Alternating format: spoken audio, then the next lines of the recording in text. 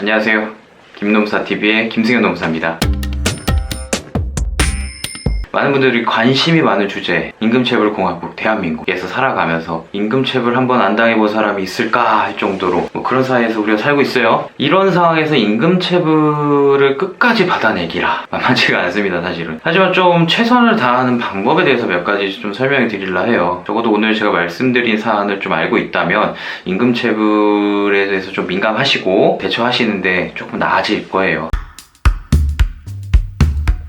여러분들이 일을 했음에도 불구하고 정상적인 대가를 주지 않는 그런 일체 행위를 말하는 거예요. 어떻게 하면 받아낼까? 그 부분 좀 말씀드릴게요. 언제부터 이 임금체불이 시작될 조짐이 보이는가를 잘 알고 계셔야 돼요. 제가 사실 설명을 하나 드릴게요. 사용자들, 사업주들이 자금난을 겪기 시작하면 가장 먼저 밀리기 시작한 게 사실 임금입니다. 공과금이나 다른 사업 대금이나 이런 거는 사실 임금부터 밀리고 난 후에 보통 밀리기 시작을 해요. 그러니까 임금이 밀리기 시작했다, 특히 반복적으로 진행된다, 또는 밀렸다가 임금을 줬다가 다시 밀렸다가 줬다, 이런 게 반복이 된다. 이때 꼭 확인하셔야 돼요. 이 사업에 과연 임금 말고도 채무자가 계속 늘어나고 있는 상황이 아닌가, 이걸 좀 점검을 하셔야 돼요. 사업이 한 번 어려워진 게 반복이 되어지고 있다면 지급되어지지 않은 악성 채무가 굉장히 늘어나고 있을 확률이 높습니다. 여러분들 임금, 그 다음에 거래처에 대한 거래 대금, 나중에 공과금, 여러분들 사대보, 그 다음에 각종 세금 전부 다 그 다음부터 순차적으로 다 밀리기 시작한 게 보통이에요. 나중에 끝판가면은 여러분들 사무실에서 운영하고 있는 보증금이나 각종 금액 또한 전부 다 사라지고 없는 경우가 굉장히 많습니다. 때문에 여러분들 좀 민감하셔야 돼요. 여러분들 임금이 반복적으로 체불이 되고 있는 상황이다, 그럼 이 사업장은 머지않아 큰 도산의 우려가 있다 라는 생각을 좀 가지고 계셔야 돼요. 두 번째로 팁을 드리면, 노동부의 처리를 기다리는 것만으로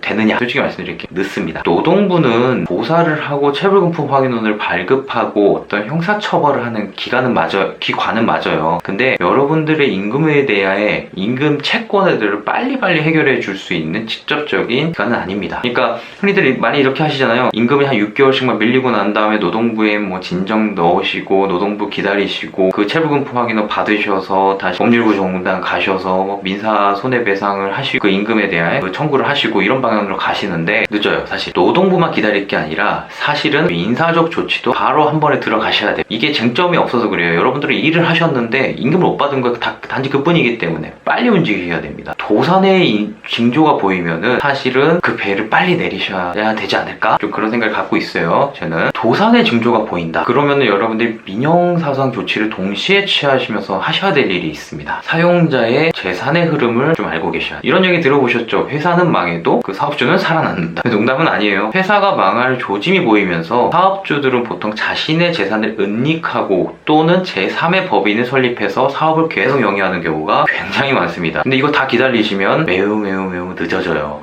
재산 파악부터 하셔야 돼요. 그 회사의 주거래 은행이 어디이고 가지고 있는 사무실이 임대 보증금이 주인이 누구요? 빨리 조사를 시작하셔야 됩니다. 그렇고 후에 즉각적인 민사적인 조치를 취하면서 이 재산부터 빨리 가압류하셔야죠. 그래야지 재산을 다른 데로 빼돌려서 사업을 하는 행위를 막을 수가 있고요. 또는 그렇게 압류를 잡는 순간 여러분들 임금이 빨리 해결되는 경우가 굉장히 많이 있습니다. 노동부만을 바라보고 있으면 이 속도를 따라올 수가 없어요. 일단은 방법을 빨리 강구하셔야 된다. 민사적, 사법적 효력을 바로 내고 집행을 바로 할 수 있는. 좀 한 가지 또 팁을 좀 드리고 싶은 게 있어요. 악질적인 사업주들, 돈이 있고 사업을 계속 운영하면서도 임금을 안 주는 케이스예요. 근데 누군가 신고를 하면 그 신고자한테만 임금을 줘요. 이럴 때 어떻게 처리하느냐? 그 사업주의 행태에 대해서 낱낱이 진정을 하고 처벌 의사를 강력하게 밝히셔야 돼요. 왜 그러냐면은 임금체불은 기본적으로 반의사불벌죄라 해서 여러분들이 처벌만 불원하면은 처벌이 안 돼요. 그러니까 이 사용자들이 이 행위를 계속 반복해요. 임금을 밀렸다가 신고하면 그때 주고, 그다음 또 밀렸다가 또 도산해버리고 다른 사업 차리고 명의만 바꿔서 계속 그럽니다. 여러분들 이런 사용자에 대해서는 강력하게 처벌해달라 탄원하셔야 됩니다. 노동부에도 탄원을 하셔야 되고, 노동부가 검찰로 사건을 송치하잖아요. 검찰에도 강력하게 탄원을 하세요. 계속 호소하시는 게 좋습니다. 이런식으로 피해자가 몇 명이고 그러면 반드시 처벌이 필요합니다. 그래야지 어쨌든 기소가 되고 처벌이 이루어져요. 뭐 요즘에는 최근에 뭐 악질적인 사용자들 같은 경우 징역형이 덜어 나오고도 있습니다. 의뢰인들이 많이 물어보세요. 어떻게 이런 일이 계속 발생하는데 국가에서는 아무것도 안 하죠? 되게 안타까워요. 임금체불을 우리나라에서는 되게 좀 별거 아닌 범죄 정도로 좀 취급을 하는 경향이 있어요. 우리가 좀 더 열심히 해야죠. 탄원도 쓰고 처벌도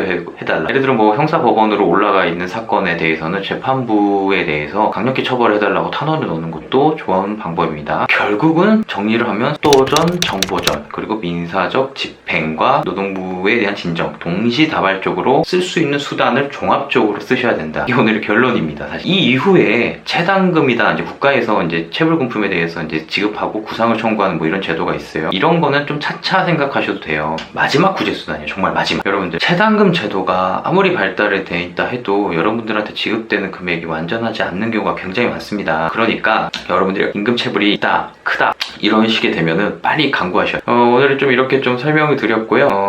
뭐 임금체불에 관해서 좀 궁금하시거나 그런 사항이 좀 있으시면 여기 나오고 있죠. 저희가 네이버에서 뭐 무료 상담을 좀 운영하고 있어요. 보시고 확인하시고 뭐 질의 주시면 저희가 뭐 간단하게라도 하시는 방향에 대해서 좀 방향을 잡아드리고 움직이는 방향에 대해서 좀 설명해 드리도록 할게요. 이 내용 좋으셨으면 좋아요, 또 구독 부탁드리겠습니다.